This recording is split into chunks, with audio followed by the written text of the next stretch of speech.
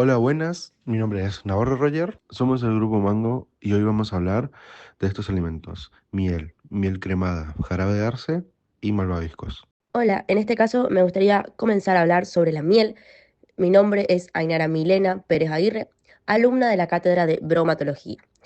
Dicho alimento tiene una composición química de carbohidratos como la fructosa, la glucosa, la sacarosa y maltosa en menor proporción, ya que la fructosa está en un 38% y la glucosa en un 31%. Contiene de agua entre un 15 a 20% y enzimas como invertasa, glucosa, oxidasa, amilasa, catalasa. También podemos encontrar algunos minerales como lo son el calcio, el hierro, el potasio, entre otros. También compuestos fenólicos como flavonoides, ácidos orgánicos, compuestos aromáticos y en el caso de vitaminas, trazas, ya que se encuentran en muy poca cantidad.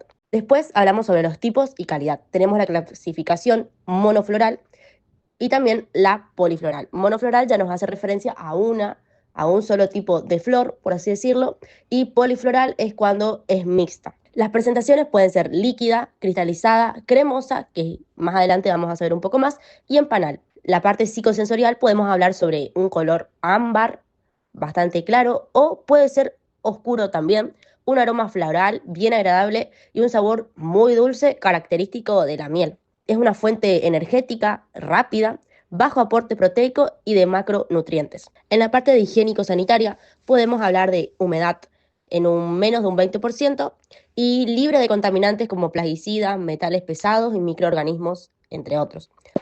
Mi nombre es Norberto Gómez y voy a hablar sobre el proceso industrial de la miel, que comienza con la extracción de los panales que luego se someten al desoperculado, es decir, que se quita la cera que cubre las celdas, después se pasa por el centrifugado, que esto permite separar la miel de los panales. Posterior a esto se hace el filtrado para retirar las impurezas y hacer la decantación o despumado para obtener un producto más limpio. Luego se aplica la pasteurización suave de entre 60 a 65 grados, que esto sirve para eliminar las levaduras osmófilas pero sin destruir las enzimas beneficiosas. Finalmente se produce el envasado. Puntos críticos del control PCC. En este proceso hay puntos críticos que aseguran la calidad.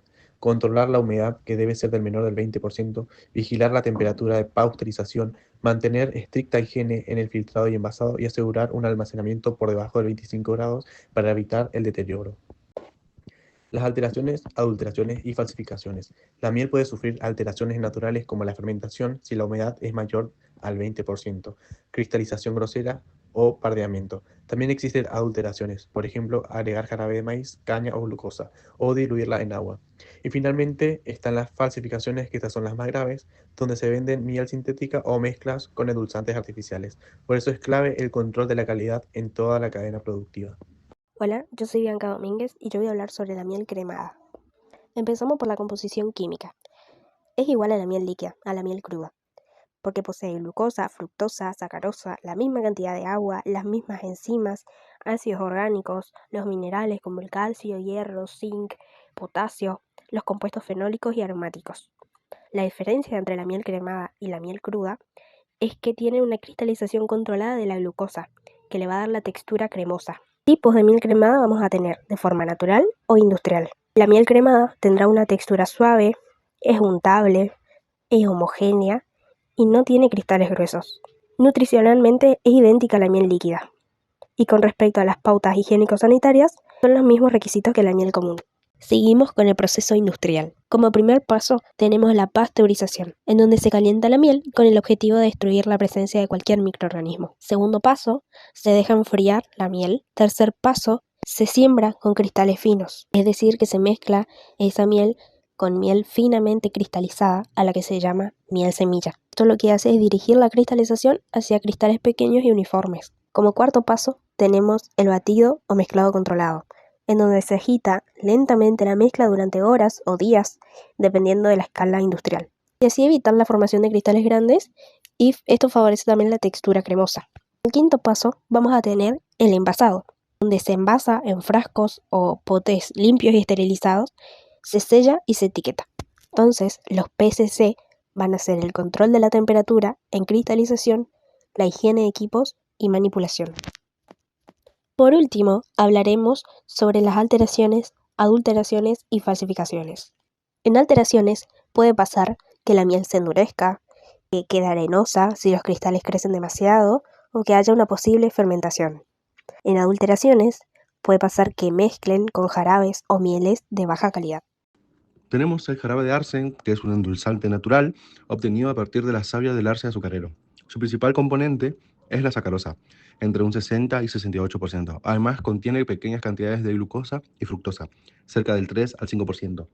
Contiene alrededor de 32 a 35% de agua y minerales como potasio, calcio, magnesio, zinc y manganeso. También aporta compuestos fenólicos y antioxidantes, aunque en baja proporción.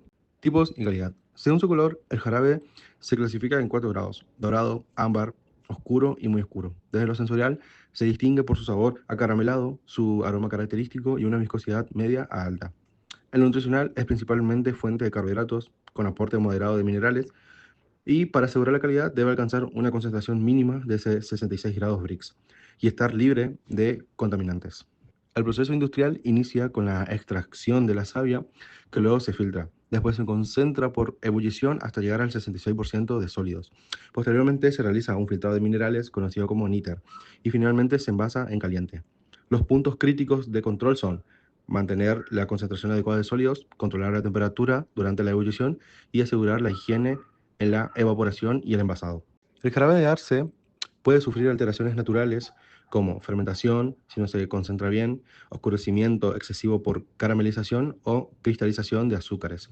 En cuanto a adulteraciones, una práctica común es mezclarlo con jarabe de maíz o de caña, coloreados y saborizados. Finalmente existen las falsificaciones, que son los jarabes tipo maple, elaborados artificialmente con glucosa y saborizantes, sin contener savia de arce. Mi nombre es Silvia Ramos, integrante del Grupo Mango.